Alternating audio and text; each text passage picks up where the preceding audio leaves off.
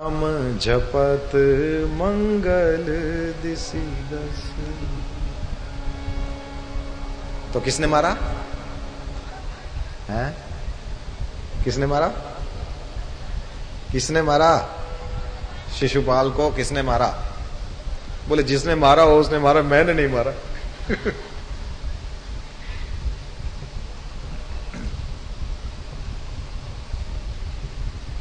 शिशुपाल को कृष्ण भगवान ने मारा। और दंतवक्त्र को किसने मारा?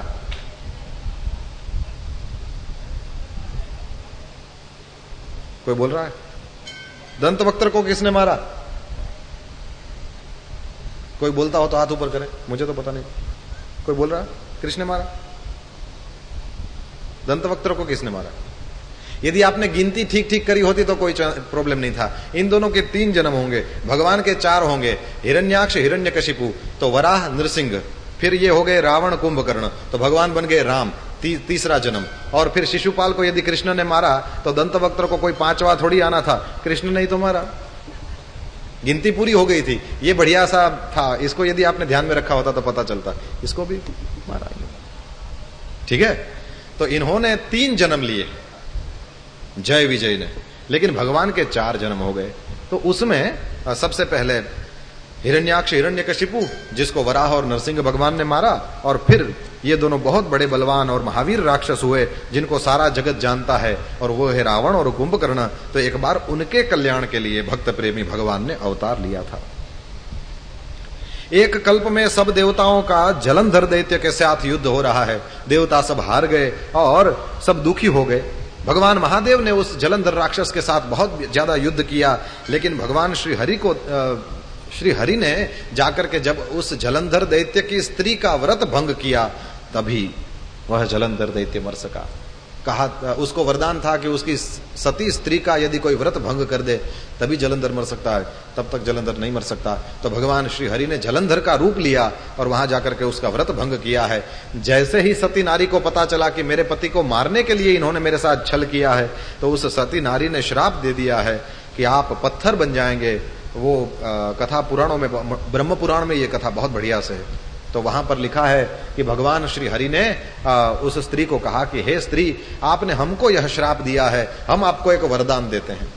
आपके वरदान, आपके श्राप से हम पत्थर बन जाएंगे, लेकिन आप वृंदा, आप तुलसी बन जाओ और हम आपका कभी वियोग नहीं सह सकेंगे।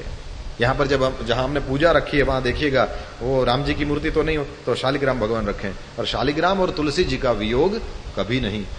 किसी भी देवता पर कितनी भी पूजा चढ़ा लो, ये सारी पूजा रात में उतार ली जाती है, लेकिन शालिग्राम भगवान से तुलसी जी कभी भी दूर होती नहीं है। ये हमेशा याद रखिए, शालिग्राम जी से तुलसी जी दूर नहीं होती। तो यही उसके श्राप को श्री हरि ने प्रमाण दिया, और जलंधर जो है वो रावण हुआ, तो श्री हरि जो है वो राम हो गए। इस प्रकार से एक कल्प में हो गया। और नारद श्राप दीन एक बार, एक कल्प एक लगी ते ही अवतारा। एक बार नारद जी ने श्राप दे दिया भगवान रामभद्र को, एक कल्प में उसके लिए अवतार हुआ। जैसे ये बात सुनी तो गिरिजा चकित भई सुनी बानी। गिरिजा जी जो आंखें बंद करके वो हरये नमः करके कथा सुनती थी, अपने यहाँ ये पहले परंपरा थी, अब तो नहीं रही। नहीं तो पहले जय शब्द और नमः शब्द ये होता ही रहता था कथा में। जय शब्द किसकी ओर से? वक्ता की ओर से। थोड़ी थोड़ी देर में श्री द्वारिकाधीश की, श्री रामचंद्र भगवान की, श्री हनुमान जी महाराज की, इस तरह से जयकारा लगाते ही रहते थे वक्ता लोग। और सामने से जो श्रोता बैठे हों वो नमो नमः करते रहते थे। अभी भी वो देहातों में मैं देखता हूं, सौराष्ट्र में तो है, यहां पर पता नहीं। तो लोगों को कोई बात अच्छी सी पसंद आ जाए, व्यास जी की कोई बात, वो जो कथाकार कह रहा है उसकी कोई बात पसंद आ जाए, तो हाथ ऊपर करके बोलते हैं हरये नमः। तो उसको भी लगे कि हाँ सब जाग रहे हैं। कथा में तो आपको पता है ना, जो कंपोज लेकर के भी नहीं सो पाते उनको हम लोग सुला देते हैं। हाँ, जैसे वक्ता तो हो गया उसकी मम्मी और वो लोरी सुना रहा है तो कथा में, और फिर जिसको वो मिल जाए, आधार मिल जाए, कुछ सिरहाना मिल जाए, वो तो बढ़िया से सोते हैं भैया। और कब कुछ महात्माओं का तो सोते समय मुंह खुल जाता है, तो वही सुरसा वाली कथा है ना सुंदरकांड, ऐसा दिखने लगता है।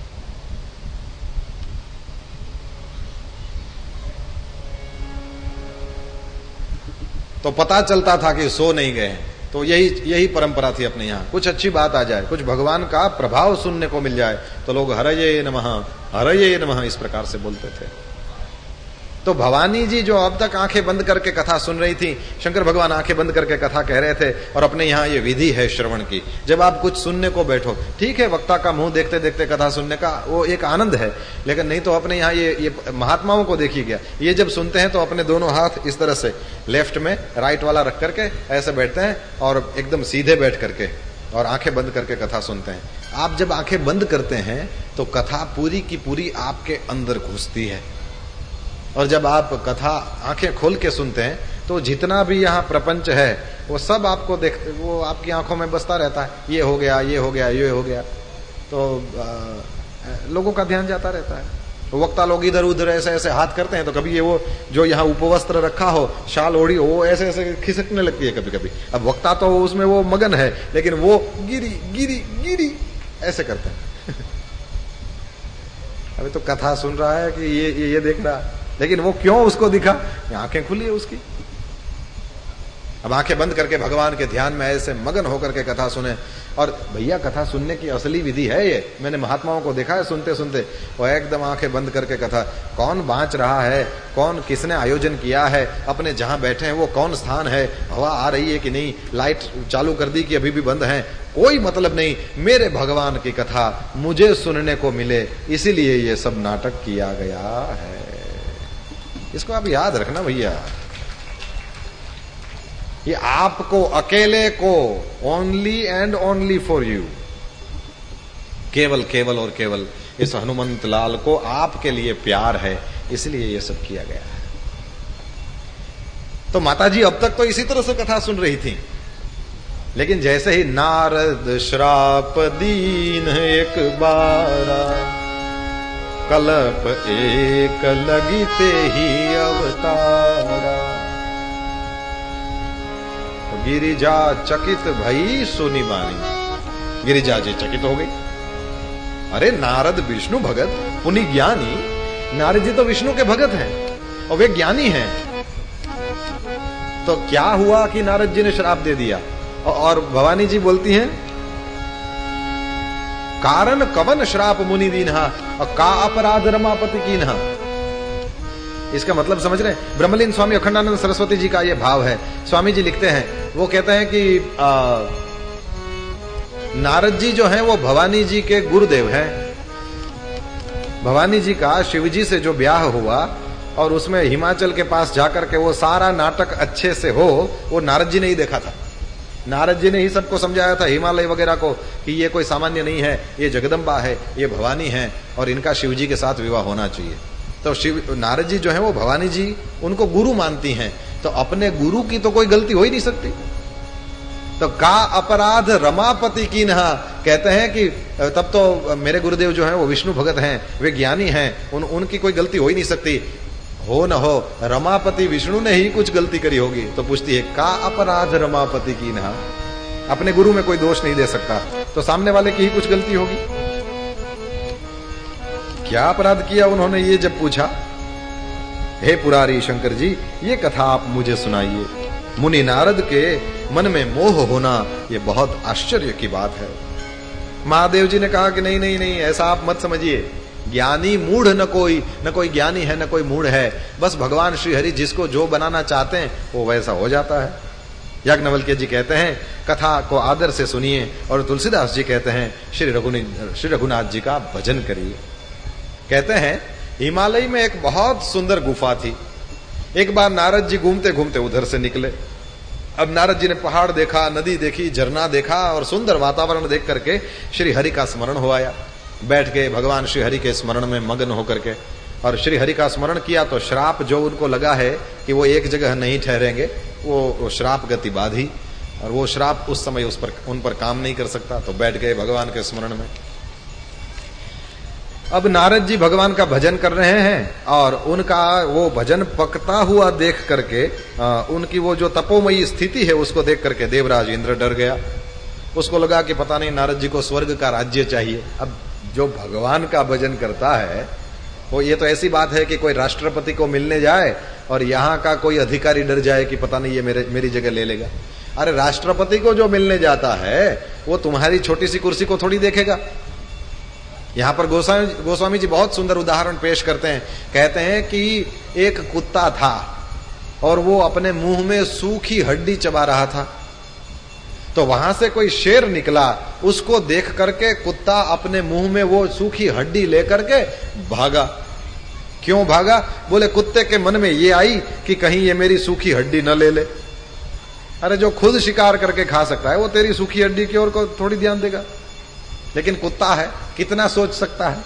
तो यही दशा इंद्र महाराज की है कि नारद जी भगवान का भजन कर रहे हैं, हो न हो शायद उनको मेरे इंद्र पद की लालसा मन में जगी हो।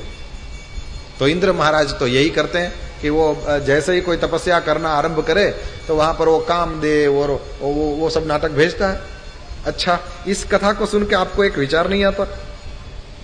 ठीक है, आपको ना आया तो कोई बात नहीं, मुझे तो आया, मैं आपको बता दूं। पहले के जमाने में, इसको ध्यान देकर सुनिए, ये काम की चीज बता रहा हूं। पहले के जमाने में जब कोई तपस्या करने के लिए आरंभ करता था, इस तरह नारद जी की तरह बैठता था, तो इंद्र डर जाता था। और वहां पता नहीं वो अप्सरा और वो वसंत और क्या शीतल मंद सुगंधी हवा चलने लगती थी, फूल खिलने लगते थे और वो सब डांस करें, वो अप्सरा लोग, और वो नाटक चलता था। आज आप कितनी भी माला फेर लो, कितनी भी कथा सुन लो, कितना भी होम हवन कर लो, कितनी भी तीर्थ यात्राएं कर लो, ना कोई वसंत, ना कोई वो अप्सराओं का डांस, और ना कुछ। क्यों भाई? क्या लगता है? लोग कहते हैं कलियुग आ गया है, खराब टाइम आ गया है। खराब है कि अच्छा है?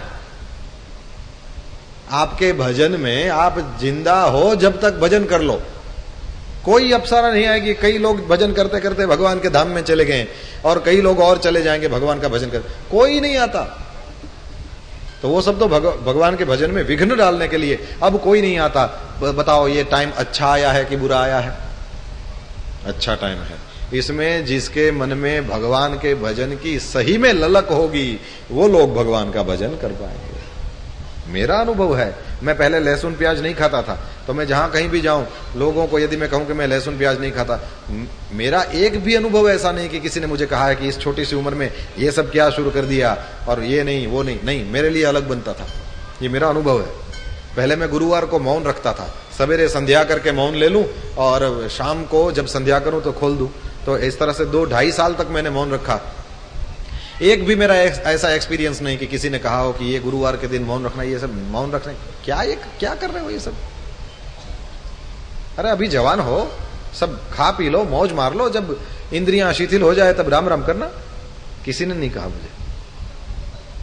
तो भैया ये अच्छा जमाना है। यदि आपकी नीयत ठीक है तो इससे बढ़िया जमाना कभी आ नहीं सकता। पहले तो बद्रीनाथ जाना हो तो बरेली से जब बद्रीनाथ जाने वाले निकले ना तो उनको टाटा बाय बाय करने के लिए पूरा शहर आता था। क्यों? बोले हो न हो इनके फिर दर्शन प्राप्त हो या वहीं समा जाएं। और आज तो हेलीकॉप्टर लेकर के उड़ो और वहां हेलीपैड बना है, वहां जाओ और बद्रीनाथ जी के चरणों में हाय हल्लो कर लो और जय जय श्री राम कर लो और भागो। तो शाम होते होते तो फिर बरेली में उतर जाओ। और कोई कहे कि भैया आज सवेरे से देखा नहीं, कहाँ गए थे? अरे बोले हम तो बद्रीनाथ से गए थे। झूठ मत बोल, बद्रीनाथ कैसे? कल रात को तो अपने मिले थे। बोले हाँ आज सवेरे ही गए, हेलीकॉप्टर से गए, दर्शन किया, वापस आ गए। बोलो जमाना अच्छा है कि बुरा है? तुलसीदास जी महाराज ने ये आगे जाकर के पहले वंदना प्रकरण में बोल दिया है कि चाहे कपड़ा हो, चाहे ये हो वो हो, इसका कौन उपयोग करता है उसके ऊपर निर्भर है कि वो अच्छा उसका उपयोग करे तो अच्छा फल, बुरा करे तो बुरा फल। भैया क्या जमाना आया है, बेटी अमेरिका में ब्याही है और अपनी उसकी माँ जो है वो बरेली में बैठी है और उसका पति कहे कि आज तो मेरा जन्मदिन है और आज मालपुआ बना, और वो कहती सिर पेट लेती है कि मेरे को कहाँ मालपुआ बनाना आता है। बोले कोई बात नहीं, अपनी माँ को फोन लगाती है अमेरिका से, मैया, बोले हाँ बेटा, बोले इनका आज जन्मदिन है, बहुत बहुत बधाई बेटा, आशीर्वाद देना। बोले वो तो ठीक है, लेकिन वो कह रहे हैं मालपुड़ा बनाओ। ठीक है तो बना। बोले ठीक क्या है, आता नहीं है तो इसमें क्या है, पेन ले ले, नोट ले ले, मैं लिखवाती हूँ, लिख ले। और बनाते बनाते भी, अच्छा माँ ये लाल हो गए हैं, अब निकाल लूं।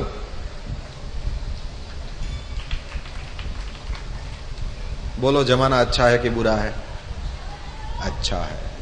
नीयत होनी चाहिए भैया। मैं पूरी राम कथा को 3 अक्षरों में यदि कहना चाहूं, इन सारे धार्मिक आयोजनों को यदि मैं 3 ही अक्षरों में, ये सारे जितने घंटों तक हम लोग बोलते रहते हैं, इसको 3 ही अक्षर में डालना चाहें तो वो नीयत।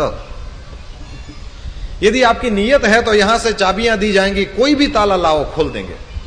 यदि आपकी नीयत है तो भजन के अच्छे से अच्छे रास्ते दिखाए जाएंगे। यदि आपकी नीयत है तो वो आपको भजन करने का टाइम मैं बताऊं ना कब मिलता है। कितना भजन करना मुझसे पूछो, कैसे करना मुझसे पूछो, कब करना मुझसे पूछो, सारे रास्ते। और मुझसे पूछो का मतलब मुझसे माने मुझसे नहीं, इनसे जिनको हम रोज सिर पर लेकर के यहां पर आते हैं और सिर पर ही लेकर के वापस उनके चरणों में रखते हैं। उन गोस्वामी तुलसीदास से पूछो, और उन्होंने सब कुछ लिख दिया है भैया। लोग तो यूं कहते हैं कि महाभारत में है वो हर जगह है, महाभारत में नहीं वो कहीं नहीं। हमको पूछो, हम तो ये भी कहेंगे जो रामायण में है वही सब जगह है, जो रामायण में नहीं और उससे भी आगे बढ़कर के जो रामचरितमानस में नहीं वो कहीं नहीं है, जो है वो यही है। नीयत होनी चाहिए। क्या हमको इनको कुछ पूछना है? कुएं के या नदी के तट पर बैठा बैठा आदमी यदि रोता रहे तो क्या प्यास बुझेगी?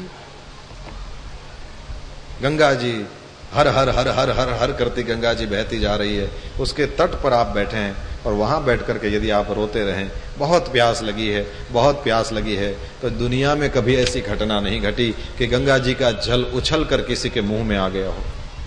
आज आपके और मेरे साथ भी नहीं होगा। हमारी नीयत होनी चाहिए। रास्ते हैं,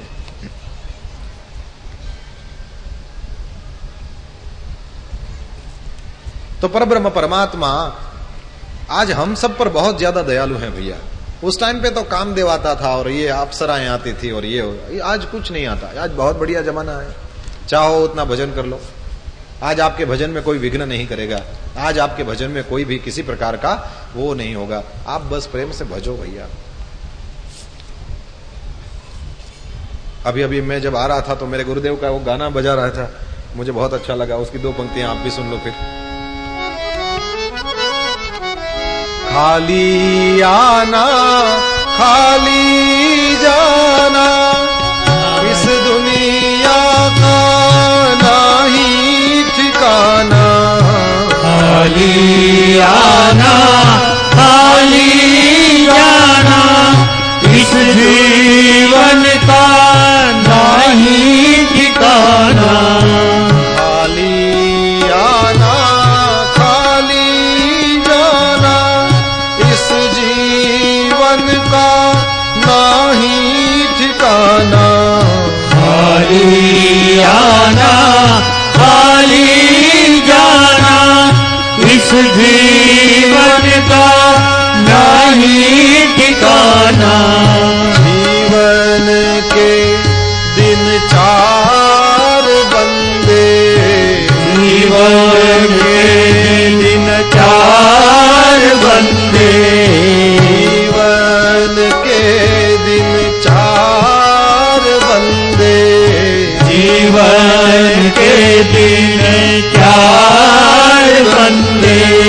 राम नाम विसार बंदे, राम नाम विसार बंदे, राम नाम विसार बंदे, राम नाम विसार बंदे, राम नाम विसार बंदे, राम नाम विसार बंदे, राम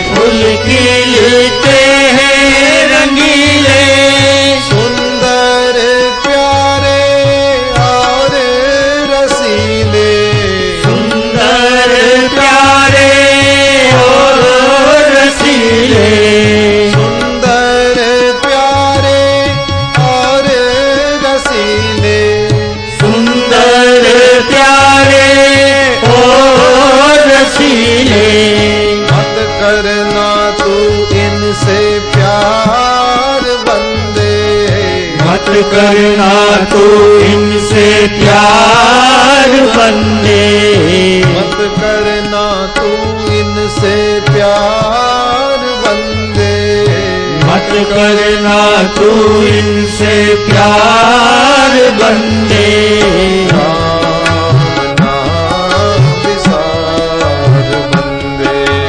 राम नाम विसार बंदे, राम नाम विसार बंदे, राम नाम विसार बंदे, राम नाम विसार बंदे, राम नाम विसार बंदे, राम नाम विसार बंदे, राम नाम विसार बंदे, राम नाम विसार बंदे, राम नाम विसार बंदे, राम नाम विसार बंदे, राम नाम विसार बंदे, राम नाम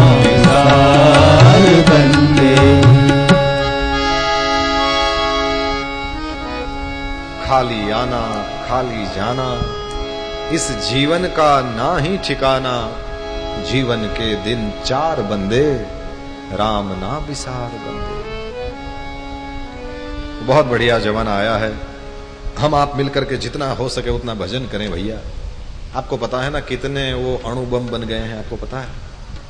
दुनिया में जितने देश हैं उन सब ने करीब करीब पूरी दुनिया एक ही दिन में, ये एक दिन तो ज्यादा कह रहा हूं, आधे दिन में या एक घंटे में यदि उजाड़ देनी हो तो उतने अस्त्र शस्त्र हम सब ने बना लिए हैं। दुनिया के प्रत्येक देशों ने दुनिया को आधे दिन में या एक घंटे में समाप्त कर दे इतने सारे अस्त्र शस्त्र बना दिए हैं। तो बताओ पृथ्वी की और इस ग्रह की रक्षा कौन कर रहा है? मेरा और आपका लिया हुआ राम का नाम ही है जो इसको, नहीं तो किसी एक ही पागल की बुद्धि, एक ही पागल चाहिए जो एक एटम बम को फोड़ दे और फिर दूसरा फोड़ेगा, फिर तीसरा, और पता नहीं एक ही घंटे में दुनिया इधर की उधर हो जाएगी। ये किसी की बुद्धि इस तरह से इस जमाने में भी वो नहीं हो रही है। क्या कारण है? मेरा और आपका लिया हुआ राम का नाम ही है जो हम सबको बचा रहा है।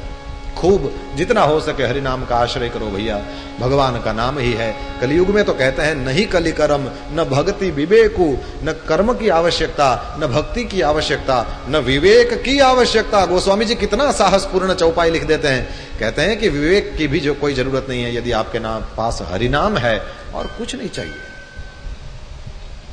नारद जी के ऊपर कोई असर नहीं हुआ, कामदेव वो अपना बहुत डांस किया लेकिन वो सब व्यर्थ हो गया। ये इंग्लिश में जो डांस है ना, उसी के ऊपर से रास शब्द, वो रास है, वही फिर डांस बन गया।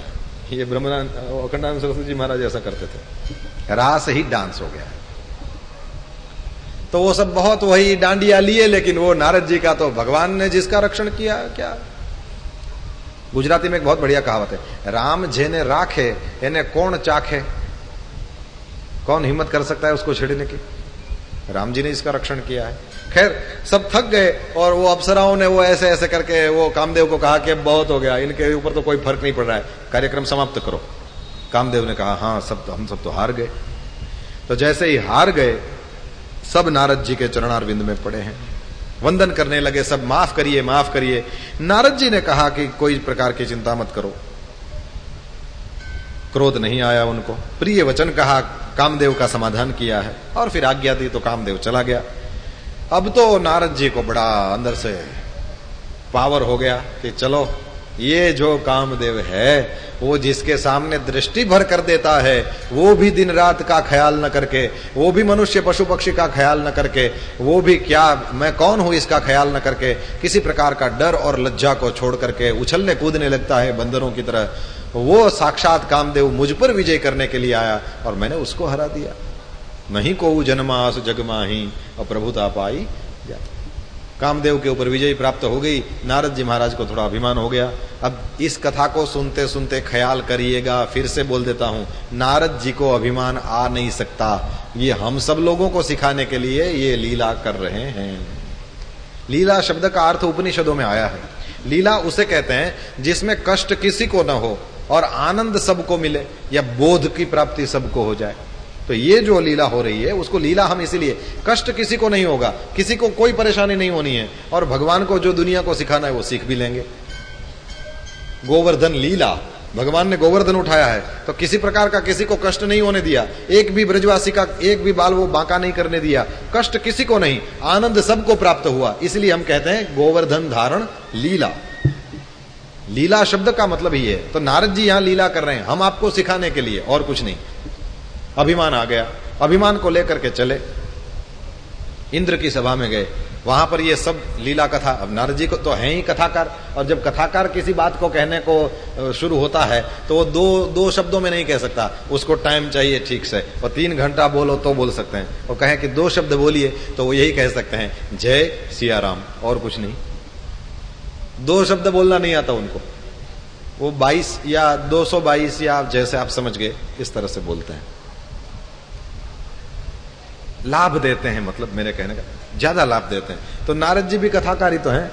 नारद जी ने इंद्र की सभा में जाकर अपनी वो सब करनी सुनाई तो सब लोग बहुत प्रसन्न, और नारद जी के बारे में सबको आश्चर्य हुआ है, और नारद जी को उनकी बड़ाई करी और श्री हरि के चरणों में मस्तक नवाया कि नारद जी आप श्री हरि के भक्त हैं, ये आपको तो ऐसे ही करेंगे, काम कहां पर विजय प्राप्त कर सकता है। वहां से फिर शंकर भगवान के पास गए कि भाई अपने ये सब अच्छा वाला काम किया है तो थोड़ा पब्लिसिटी का जमाना है, लोगों को मालूम तो होना चाहिए कि हमने इतना बड़ा काम किया है। यदि पब्लिश न करो अपने आप को तो कोई मतलब नहीं, तो थोड़ा पब्लिसिटी होना चाहिए। और नारद जी कहते हैं हमसे अच्छा पब्लिशर कौन है, तो खुद ही। तो भगवान महादेव के पास तब नारद गवने शिव पाही अजिता काम अहमिति मार चरित शंकर ही सुनाए अति प्रिय जानी महेश सिखाए। शंकर भगवान के सामने उन्होंने सब कथाएं करी, और शंकर जी से कहते हैं कि आपने तो लड़ाई नहीं करी उसके साथ, आपने तो तीसरा नेत्र खोला जला दिया, मैंने लड़ाई करी और मैं जीत गया।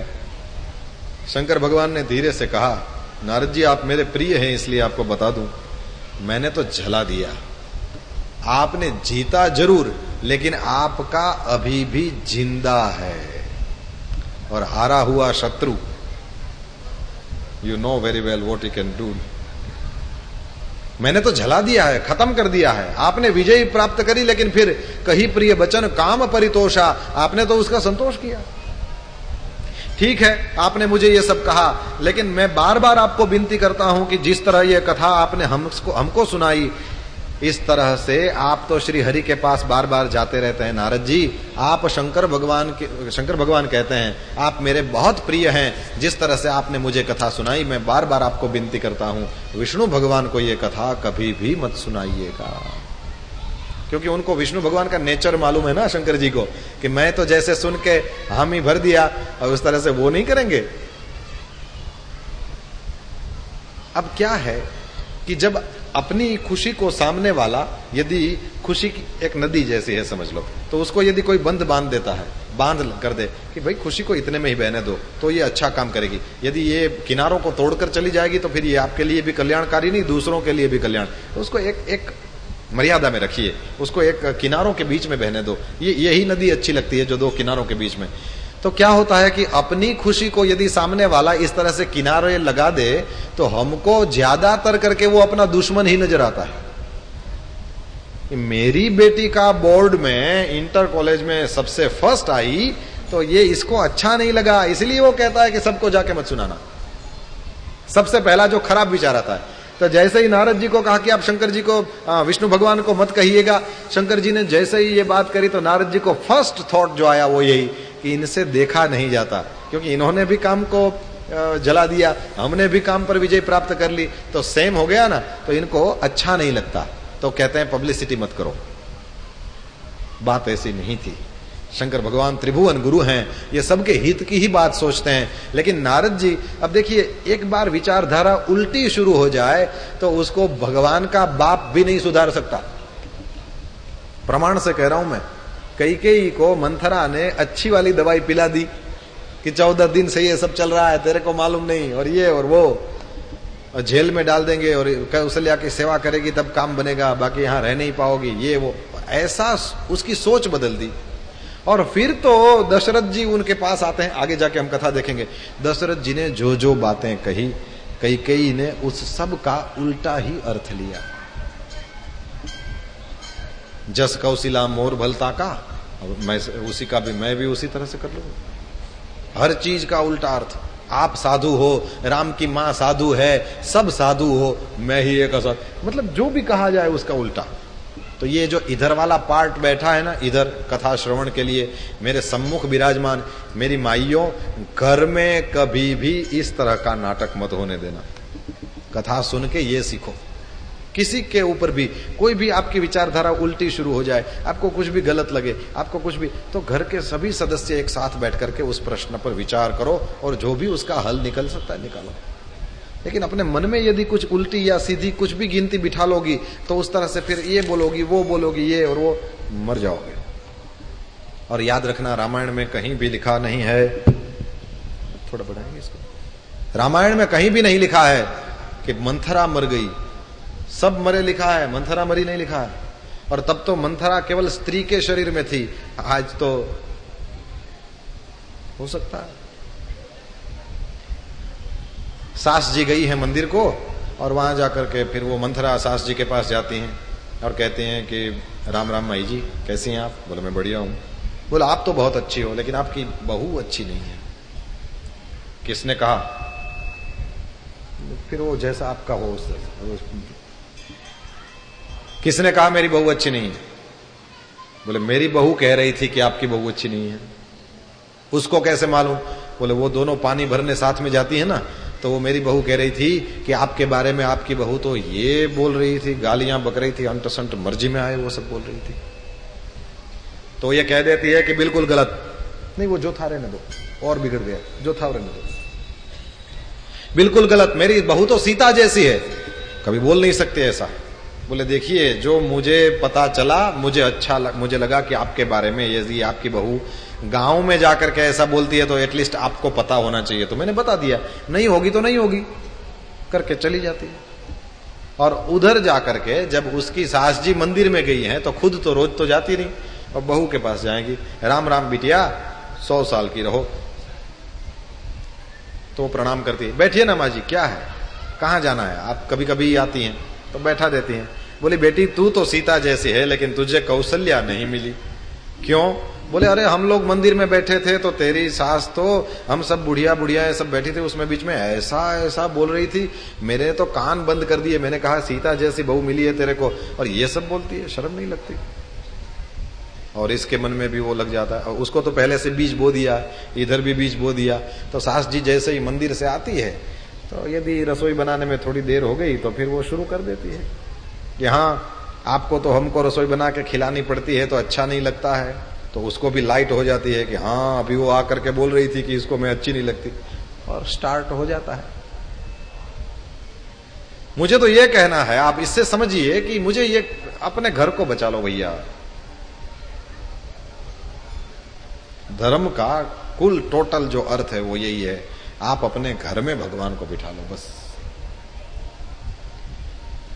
खैर, तो मंथरा जैसे मैंने कहा वो मर गई है ऐसा कहीं नहीं लिखा है। तो लोगों को यदि अच्छी बात कहो तो भी कभी कभी बुरा लग जाता है। नारद जी को अच्छा नहीं लगा, शंकर भगवान ने मना किया, तो एक बार करतल बर बीना और पूछे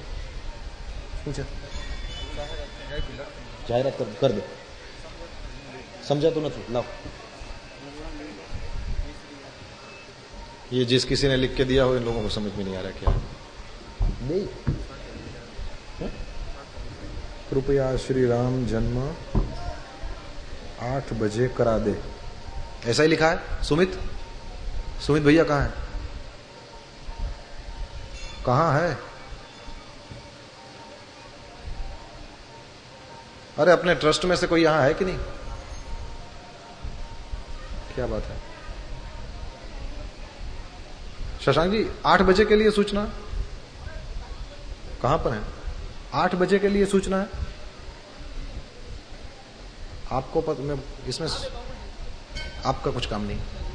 सुमित जी 8 बजे के लिए, अरे कोई बोलो तो सही, सामने तो खड़े हो सब लोग जी। नहीं, उन्होंने कुछ सोचा होगा, ये तो घर घर की बात है इसलिए मैं ये सब बोल रहा हूं। क्या? अच्छा फूलों की होली होनी है, ठीक है, लेकिन 8 बजे 7:30 हो रहे हैं।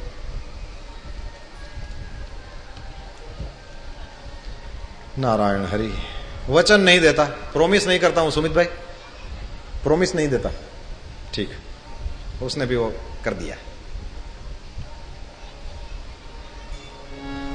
श्री रामचंद्र भगवान की जय। क्या कह रहा था? क्या कह रहा था मैं? एक मिनट बोलो। श्री राम जय जय राम, श्री राम जय जय राम जय जय राम, श्री राम जय जय राम, श्री राम जय जय राम, श्री राम जय जय राम, श्री राम जय जय राम, श्री राम जय जय राम, श्री राम जय जय राम, श्री राम जय जय राम, श्री राम जय जय राम, श्री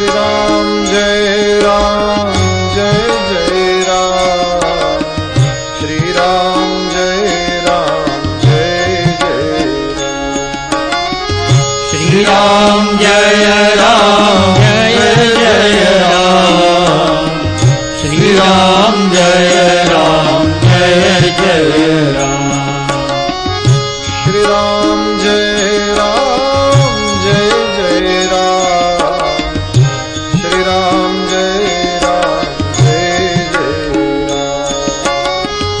श्री राम जय जय राम, श्री राम जय जय राम, श्री राम जय जय राम, श्री राम जय श्री राम जय जय राम, श्री राम जय जय राम, श्री राम जय जय राम, श्री राम जय श्री राम जय राम, श्री राम जय जय राम, श्री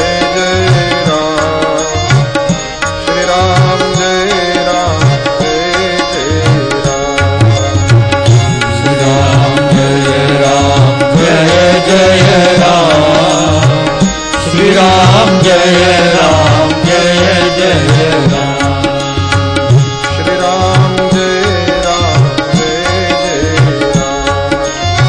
श्री राम जय जय राम, श्री राम जय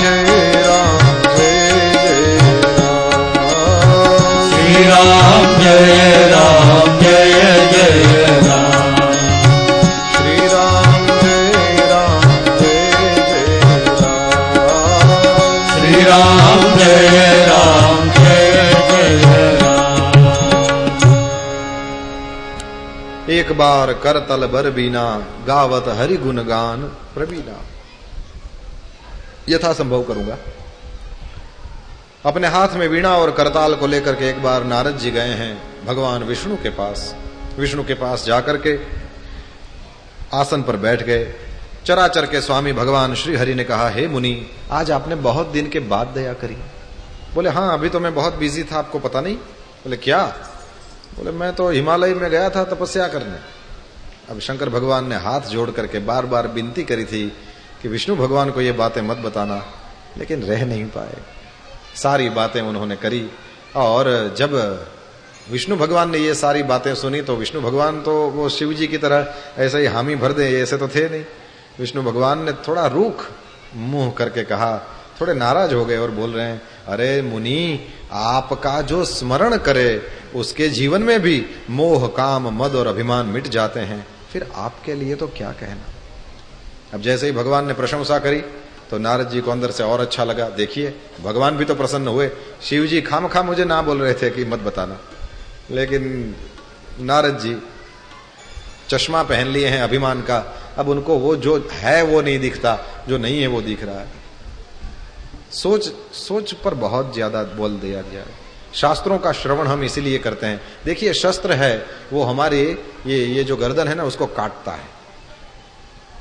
शस्त्र का क्या काम है? वो सिर को काटता है। लेकिन जो शास्त्र है वो क्या करता है? बोले वो इस सिर को ठीक करता है। वहां शस्त्र क्रिया करी जाती है जब इसको ठीक करना हो। हम शास्त्र क्रिया करते हैं और इसके माध्यम से आपकी सोच को ठीक करने की चेष्टा करते हैं, क्योंकि सोच ही से तो सब है। अब हनुमान श्री नारद जी ने अभिमान के साथ कहा कि महाराज, ये सब आपकी ही कृपा है, बस आपकी करुणा से ही ये सब हुआ। भगवान ने देखा कि इनके हृदय में एक छोटा सा पौधा निकल आया है, लेकिन ये पौधा एक ही दिन में बहुत बड़ा वृक्ष बन सकता है। मैं इसको तुरंत उखाड़ के फेंक दूंगा। किसान अच्छा वो है जो काम के पौधों को रखे, और जो काम के नहीं हैं, उन जो ऐसे ही आ गए हैं उनको हटा दे। भगवान श्री हरि ने सोचा कि ये गलत उग गया है, ये नहीं चाहिए था, इसको मैं तुरंत उखाड़ के फेंक दूंगा। कथा प्रसिद्ध है, आप सब जानते हैं। भगवान श्री हरि ने नारद जी को विदा किया है और रास्ते में उन्होंने अपनी योग माया को कहा, तो रास्ते में 70 योजन का एक बहुत बड़ा नगर बनाया गया।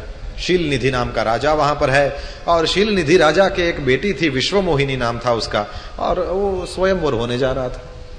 नारद जी ने देखा, ये नगर तो हमने कभी नहीं देखा। नारद जी उस नगर में जाते हैं, राजा शील निधि स्वागत करता है, अपनी कुंवरी को उनके चरणों में मिलता है, वंदन कराता है, और फिर उसके बाद में जब नारद जी ने देखा उस स्त्री को, तो बहुत उसके रूप में मोहित हो गए। मुग्ध हुए नारद जी देखने लगे हैं उस स्त्री को। तब राजा ने कहा, महाराज, इसके हाथों में कैसी रेखाएं पड़ी हैं, आप हमको बताइए।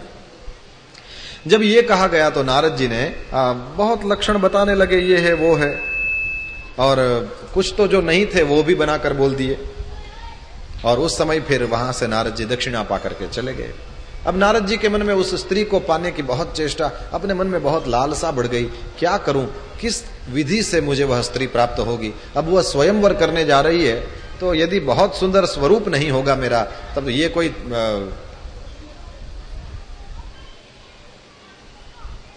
बाबा जी जैसा बेस बना के मैं घूमता हूं, तो इसको कोई थोड़ी वो शादी करेगी मुझसे। ये हाथ में वीणा है, हाथ में करतल है, और तिलक लगा के घूमता हूं, इतनी बड़ी जटा है, इतनी शिखा है, ये सब देख के थोड़ी वो शादी करेगी। इस समय तो कोई श्री हरि जैसा रूप होना चाहिए, तब जाके वो मुझसे शादी करेगी। तो इस समय तो श्री हरि को मैं प्रसन्न करूं। अब मैं वहां तक कहां जाऊं? यहीं पर बार बार विनती करी है, और भगवान श्री हरि कौतुक करने के लिए प्रकट हो गए। कहा कि महाराज, मेरा जिस तरह से हित हो, क्योंकि आपके जैसा रूप नहीं होगा तो वो मुझसे शादी नहीं करेगी, तो आपन रूप देहु प्रभु मोही, और आपका स्वरूप दीजिए मुझे। भगवान श्री हरि को जैसे ही नारद जी ने कहा कि मेरा हित तो आपके द्वारा होगा, तब भगवान श्री हरि ने कहा कि नारद जी, आपका हित ही नहीं, जेहि विधि होई ही परम हित। नारद सुनहु तुम्हार, सोई हम करब, न आन कछु बचन न मृषा हमार। हम कुछ झूठ नहीं बोल रहे हैं, आपका हित नहीं महाराज, आपका परम हित होगा, उस तरह से हम करेंगे। कोई रोगी यदि कुपथ्य मांगे तो वैद्य जी उसको जैसे नहीं देते हैं, उस तरह से हम आपका हित करने जा रहे हैं। नारद जी ने सुना सही, लेकिन कुछ समझे नहीं। अब नारद जी की आकृति तो भगवान ने बंदर जैसी कर दी, कथा प्रसिद्ध है, आप सब जानते हैं। और नारद जी गए हैं वहां पर, और स्वयंवर की भूमि पर वो सब सुंदर स्वयंवर का सामान सजा दिया गया। कई राजा लोग वहां पर आए हैं, और नारद जी भी सबसे पहले बैठ गए। अब नारद जी के पीछे 2 रुद्र के गण आकर खड़े हो गए। उनको पता था कि इनका स्वरूप जो है वो भगवान ने कुछ अलग कर दिया है, लेकिन नारद जी को देखकर सारे राजा जो लोग जितने भी थे, उन सबको दिखे कि ये नारद जी हैं। नारद जी की जो कपि आकृति, बानर जैसी आकृति भगवान ने कर दी थी, वो केवल एक वह विश्वमोहिनी को ही दिखाई दी, और किसी को नहीं। और सबको तो ऐसे लगा कि नारद जी हैं और स्वयंवर में आए हैं, तो जैसे स्वयंवर में लोग जिसके साथ ये विश्वमोहिनी की शादी होगी तो उसको आशीर्वाद देने के लिए नारद जी आए होंगे। अब नारद जी तो वहां दूल्हा बनना चाहते हैं, किसी को कोई मालूम नहीं, लेकिन वो शंकर जी के दोनों गण को पता था। वो पीछे से मस्खरी करना शुरू किए क्या रूप दिया है, अरे डिठौना लगा के आना चाहिए था, ये वो सब दोनों ऐसे बोलना शुरू किए।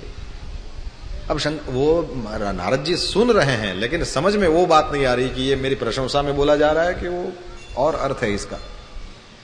और वो जो राजकुमारी थी उसने तो अपने हाथ में माला ली है और दूर से ही आना शुरू, तो जैसे ही वो आती है तो सीधा पता नहीं किस तरह से भगवान की ही माया थी, तो सीधा नारद जी की ओर दृष्टि के, नारद जी तो बहुत दूर बैठे लेकिन उसके हाथ में जयमाल और नारद जी के चेहरे की ओर ध्यान गया, तो मन में सोचने लगी पता नहीं भगवान ने कैसे कैसों को ये भी मुझे भरने के लिए आ गया है, पता नहीं कौन है ये। तो जही दिसी नारद बैठे फूली, तेही दिसी अवलोकी न भूली। वो गलती से भी उधर नहीं देखा उसने। तो इससे एक ये चीज भी हमको देखनी है कि आंखों पर कंट्रोल भगवान ने पुरुष से ज्यादा स्त्री को दिया हुआ है। क्या देखना है क्या नहीं देखना है वो स्त्री अच्छे से डिसाइड कर सकती है। पुरुष चाहे भी कि मैं उधर नहीं देखूंगा फिर भी वो रह नहीं पाएगा। तो कंट्रोल स्त्री को ज्यादा दिया है भगवान। तो लिखा है कि भूल करके भी नहीं देखा, मुझे ये नहीं देखना है, इतना निश्चय कर लिया तो फिर, और वो इधर उधर सब घूमती रहे माला लेके और राजकुमारों को देखती रहे, लेकिन नारद जी क्यों रहे, और नारद जी उचटने लगे क्या हो रहा है, इधर क्यों नहीं आ रही, और भगवान ने तो मुझे आपन रूप, मैंने तो कहा था आपका रूप दे दीजिए, तो भगवान ने मुझे रूप दिया है तो मेरे से ही इसकी शादी होने। अच्छा इतना ही नहीं किया भगवान ने, देखो भगवान को श्राप जो लगा है ना, भवानी सही है, का अपराध रमापति की नहा, यदि अपराध ढूंढना है तो ये अपराध है क्या, वैसे तो भगवान में कोई अपराध नहीं, लेकिन लीला में यदि अपराध देखना है तो ये। अब भगवान ने नारद जी को तो बानर वाला चेहरा दे दिया और वहां खुद राजकुमार का रूप लेकर के गए। अब लक्ष्मी जी तो ऑलरेडी हैं, क्या जरूरत थी, है ना, लेकिन फिर भी वहां राजकुमार का रूप लेकर गए और भगवान साक्षात श्री हरि जहां विराजमान होंगे तो माया जो है वो तो श्री हरि के ही अधीन रहना चाहेगी ना। दुनिया में जितने हैं वो तो माया के अधीन हैं, माया को अधीन रहना है तो भगवान ही तो दुल्हा है, और कौन है जो माया को अपने अधीन रख सके। साधु संत हैं लेकिन वो तो उससे शादी करने का तो सवाल ही पैदा नहीं होता, वो तो उसके सिर पर हाथ रखते हैं, बेटी बैठ जा मैं जब तब कर रहा हूं। उसको स्वामी चाहिए तो भगवान ही है। तो वहां पर गए तो दुल्हिनी ले गए लच्छी निवासा। तुलसीदास जी वर्णन करते हैं कि उसको तो उसके ठाकुर जी के गले में माला डाल दी, जय जयकार हुआ, सब राजा लोग निराश हो गए। और अच्छा फिर इसने बजाई दिया तो श्री लक्ष्मी नारायण भगवान की जय, मान रखिए। तो भगवान उसके साथ शादी करके चले गए और सब राजा लोग तो निराश ही हुए, लेकिन नारद जी डिप्रेशन में आ गए। इससे ये सीखो कि जिंदगी में कभी भी किसी भी वस्तु की इतनी ज्यादा अभिलाषा मत करो कि वो यदि ना मिले तो मरने को दिल करे। दुनिया में कोई ऐसी वस्तु नहीं जिसके बिना हमारा आपका काम न चले, दुनिया में ऐसा कोई व्यक्ति नहीं जिसके बिना हमारा आपका न चले। संसार का साथ छूटना ही है, या तो वो हमको छोड़ देंगे या हमको उनको छोड़ के भाग जाना पड़ेगा, है ना, जो अपना घर है, छूटना निश्चित है। इसलिए सबसे प्रेम करो, किसी के साथ अटैचमेंट इतना ज्यादा नहीं होना चाहिए कि फिर मर जाएं। वो रेशम के कीड़े होते हैं ना, क्या दशा होती है उसकी। रामकृष्ण परमहंस देव कहते थे कि यदि आपको दुनिया में रहना है तो शक्कर पर बैठी हुई मक्खी की तरह रहो, मध पर, शहद पर बैठी हुई मक्खी की तरह मत रहो। शहद पर बैठी हुई जो मक्खी है वो भी मधुरता का अनुभव करती है, शक्कर पर जो बैठी है वो भी मधुरता का अनुभव, लेकिन ये जो है वो स्वतंत्र है और ये परतंत्र हो गई, क्योंकि शहद में उसके पांव चिपक गए हैं और ये जो है वो तो कोरे पर बैठी है, तो वो तो जब चाहेगी उड़ जाएगी, वापस आएगी और फिर मधुरता का आनंद लेगी। इस तरह से आप जब चाहो संसार में रहें, वहां की मधुरता का आनंद लें। संसार से उठ करके जब चाहे राम कथा में आ गए, राम जी का आनंद लिया, यहां से फिर उड़ गए और फिर जाकर के संसार में गए, वहां पर मधुरता का आनंद, ऐसे कर सकें तो इस तरह से स्वतंत्र रहें। तो मक्खी ही है लेकिन वो शहद पर मत बैठना, शहद पर बैठे तो मधुरता का आनंद तो लोगे लेकिन पांव चिपक जाएंगे, और पांव चिपका दे ऐसा जिंदगी में कुछ मत करना। कहीं भी अपने हाथ काट के मत दे देना, कहीं भी पांव चिपकाना नहीं है, तो उसका प्रेम से सदुपयोग करें, नहीं है तो कोई उसके लिए रोना होना नहीं। अब नारद जी डिप्रेशन में आ गए। ये नारद जी क्या करते हैं ये देखो, उसके बाद आपको पता चलेगा डिप्रेशन कितनी खराब चीज है। देहऊं श्राप की मरी हूं जाई, क्या क्रोध, देखो भगवान का भगत है ये, और एक स्त्री के रूप में इतना आसक्त हो गया है। कहता है कि श्राप दे दूं कि मर जाऊं जाकर के। और उसमें नारद जी जिधर से निकले तो सामने से श्री हरि संग रमा और सोई राजकुमारी, रथ में बैठे थे भगवान और उसमें साथ में लक्ष्मी जी भी हैं और वही राजकुमारी को साथ में। और जैसे ही नारद जी को देखा, कहां चले बिकल की नाई, ये का अपराध का, ये देख लो, छेड़ते ही चले गए ताकि वे श्राप दें और एक कल्प में ये रामलीला हो। छेड़ते ही चले गए। भगवान के भगत हैं, कितना भी हो, लेकिन श्राप तो देंगे नहीं। विष्णु भगवान को मालूम है श्राप देंगे नहीं, तो श्राप दें इसके लिए क्या करें, बोले छेड़े, और इतना छेड़े कि एक बार श्राप दे दे तो फिर लीला करेंगे। और जब तक हमारे भगत जी हमको आदेश नहीं करें कि कपि आकृति तुम की नहीं हमारी, वो किस करी है सहाय तुम्हारी, ये सब जब तक भगत आज्ञा नहीं करे मैं लीला नहीं कर सकता। ये भक्त परवश भगवान की लीला है। श्राप को आप, वो तो नाटक है, लेकिन असल में समझने के लिए ये बात। तो भगवान ने कहा कि अभी भी मुझे श्राप नहीं दे रहे, कुछ करें इसलिए। तो वही राजकुमारी को बाजू में बैठाया और रमा माने लक्ष्मी जी को भी बाजू में, और लेकर चल गए। और जैसे ही भगवान को देखा, वो जो बोले हैं वो मुझे पढ़ना नहीं है, कुछ श्लोक बोले भगवान को, बड़े प्रेम से कहा कि आप तो अपने लिए सब अच्छा अच्छा रख लेते हैं और दुनिया को, वो सब लिखा है इधर। कुल मिला के श्राप दे दिया। कहा कि आपको मनुष्य का अवतार ग्रहण करना पड़ेगा, आपने मुझे ठगा है, जिस शरीर को धारण करके ठगा है। आप मनुष्य बन के आए थे, मुझे ठग लिया, उसी शरीर को धारण, और मुझे आपने बंदर बना दिया, बंदर लोग ही आकर के आपकी सहाय करेंगे। इस तरह से किया। भगवान ने देखा कि हाँ, अब भगत जी ने हमको आज्ञा दे दी है कि आप राम बन के जाओ। तो बस जैसे ही नारद जी ये बोले, और जब हरि माया दूरी निवारी, नहीं तह रमा न राजकुमारी। जैसे ही भगत ने आज्ञा कर दी कि अब आप रामावतार करो, तो फिर न राम, वो रमा है, मन लक्ष्मी जी भी वहां नहीं थी, राजकुमारी, ऐसे ही भगवान ने दिखाया। और जैसे ही वो सब हट गया तो नारद जी, अरे क्या हुआ, क्या हुआ, मैंने क्या कर दिया, और एकदम अचंभित हो गए भगवान श्री हरि के चरणों में।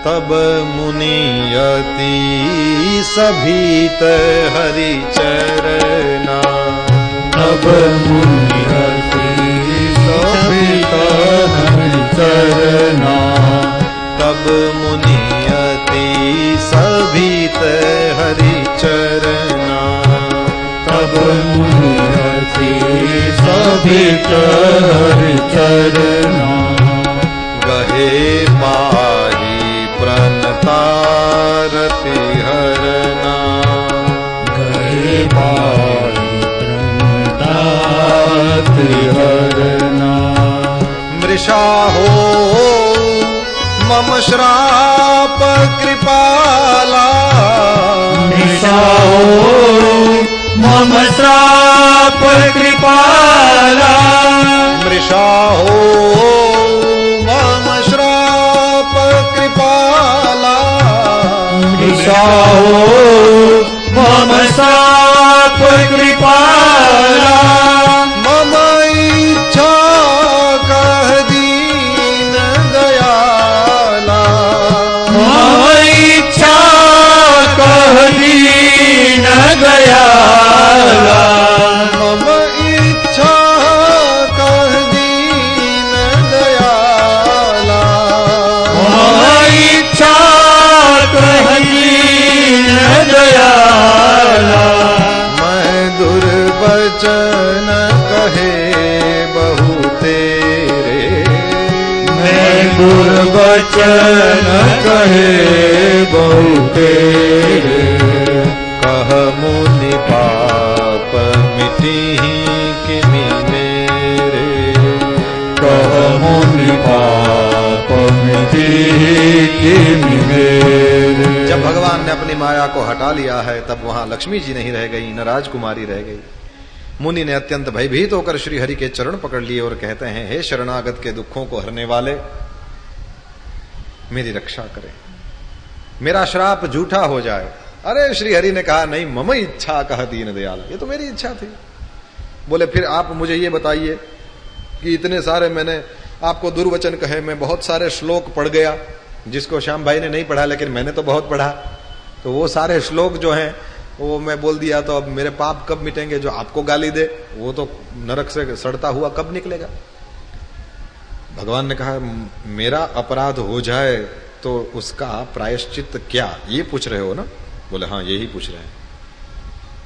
जाई जपहु शंकर सतनाम, मेरे दिल को खुश कर दो, है ना। शिवस्य हृदयम विष्णु, शंकर के दिल का नाम है विष्णु, और विष्णुश्च हृदयम शिवः, विष्णु के दिल का नाम शिव है, तो मेरे दिल को प्रसन्न कर दो। जाई जपहु शंकर सतनाम, भगवान महादेव का 100 बार नाम उच्चारण कर लो, किसी प्रकार का पाप नहीं होगा आपके हृदय में, तुरंत ही विश्राम की प्राप्ति हो जाएगी। याद रखो मुनि, को नहीं शिव समान प्रिय मोर। राम जी ने ये कई बार मानस में बार बार, शंकर से प्रिय मुझे और कोई नहीं है। अच्छा, शिव जी से कोई उनको प्रिय नहीं है तो मुझे अभी अभी एक बात मन में आ रही है, मैं बांट दूं आपके साथ, अच्छी बात हो तो बांटना चाहिए। शंकर से प्रिय कोई यदि राम जी को नहीं है, और यहां यदि 7 नाथ बैठे हैं, तो क्या 7 नाथ उनको बहुत प्रिय होंगे तो वो भी यहीं नहीं बैठा होगा कि अयोध्या में जाकर रहे होंगे? राम जी अभी कहां होंगे?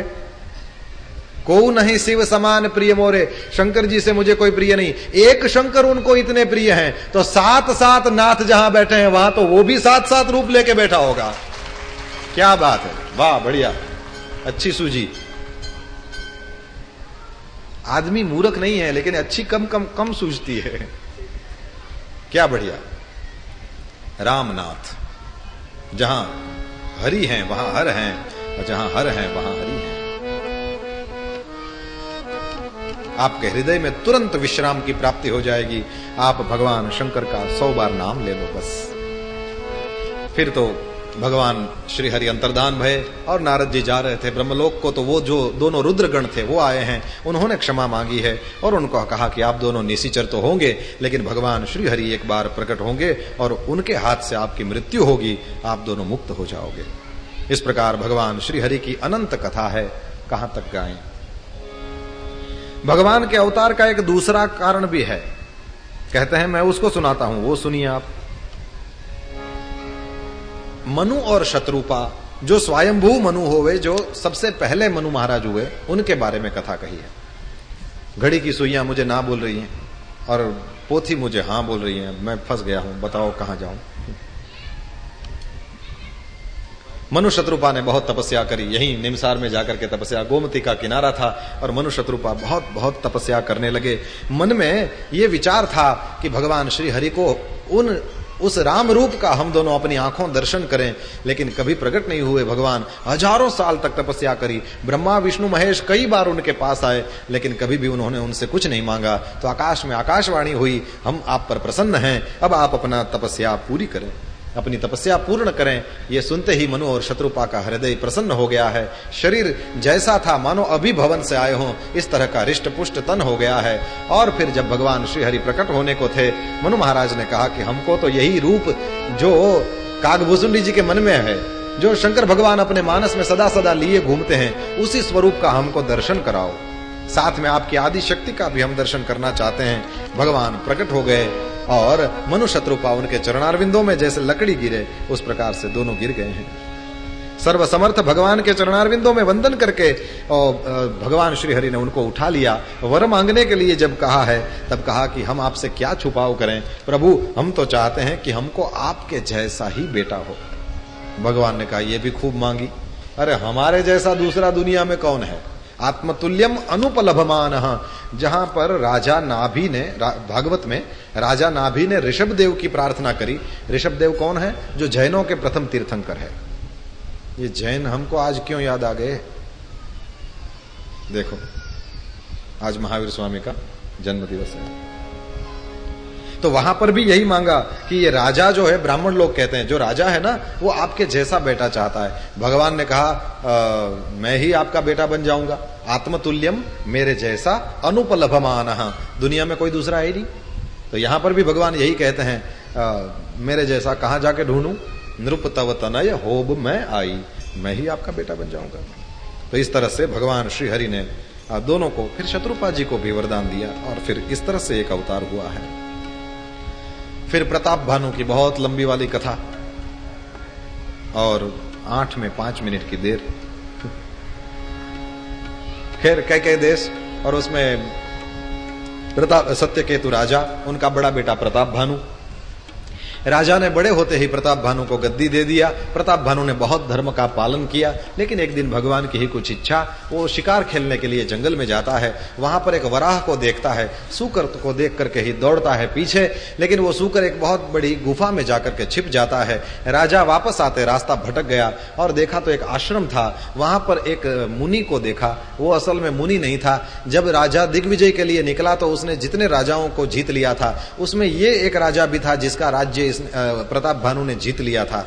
और वो राजा मन मार करके वहीं रह गया, न अपने घर गया, न प्रताप भानु से मिला, यहीं रह गया। और फिर प्रताप भानु ने देखा कि कोई मुनि है, वहां जाकर के चरण में वंदना करी। संस्कारी लोग जो होते हैं ना, वो असंस्कारी को भी प्रणाम ही करते हैं, ये याद रखिएगा।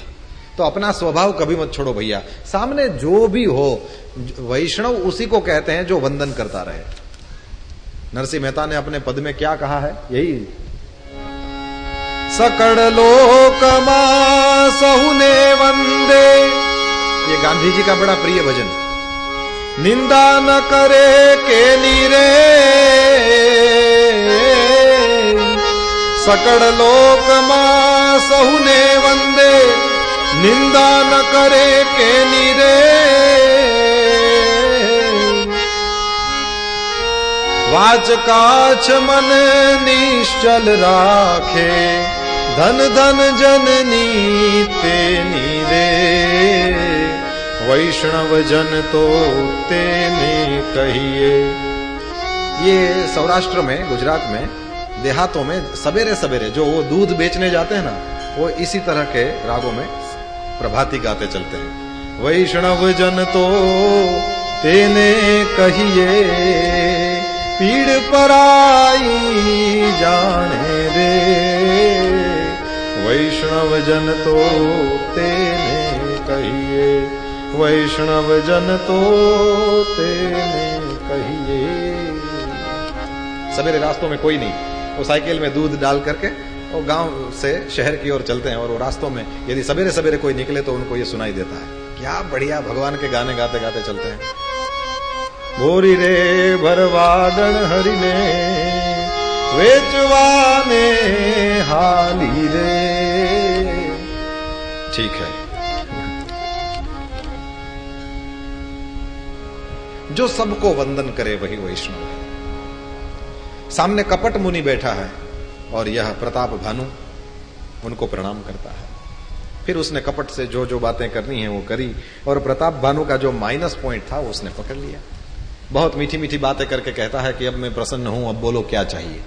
तो वो कहता है कि बस कल्प भर मेरा राज हो और मैं कभी मरूं ना, और ये सब निकला। राजा आखिर में तो राजसी होते हैं, उनके मन में जो इच्छाएं होती हैं वो राजसी ही गुणों का और इन सब चीजों का उपयोग करते करते राजसी हो जाती है। तो वो कहता है कि मैं कभी बूढ़ा न हूं और मैं कभी मरूं नहीं, और मेरे को रण में कभी कोई जीत न पाए, और पृथ्वी पर मेरा, मैं तो एक कल्प कह रहा था, यहां तो लिखा है 100 कल्प तक राज बना रहे। और वो भी देखो, ऐसी डिमांड करोगे ना जो कभी हो नहीं सकती तो भी दुनिया ऐसी है कि डिमांड करोगे तो आपकी डिमांड के लिए वो सप्लाई करने वाले कहीं ना कहीं से पैदा हो जाएंगे। आप कहें कि मुझे इस आम के वृक्ष में सेव उगाने हैं, क्या कोई स्पेशलिस्ट है? तो कोई न कोई ऐसे धूतारे आपको मिल जाएंगे जो आपको धूतने के लिए वो रात में सेव लटका देंगे और आपको कहेंगे देख आम में सेव लग गए डिमांड करोगे ऐसी वैसी तो सप्लायर दुनिया में बहुत पड़े हैं जो आपको बता देंगे कि आपकी सास जी कब मरेंगी, डेट दे देंगी आपको, कब मर जाएगी मेरी सास बताओ। वो बोलेगा इस दिन को मर जाएगी। अच्छा दक्षिणा रखो, जय सिया राम मरे न मरे तब तक तो वो औरों की सास को मारने के लिए चल पड़ते हैं।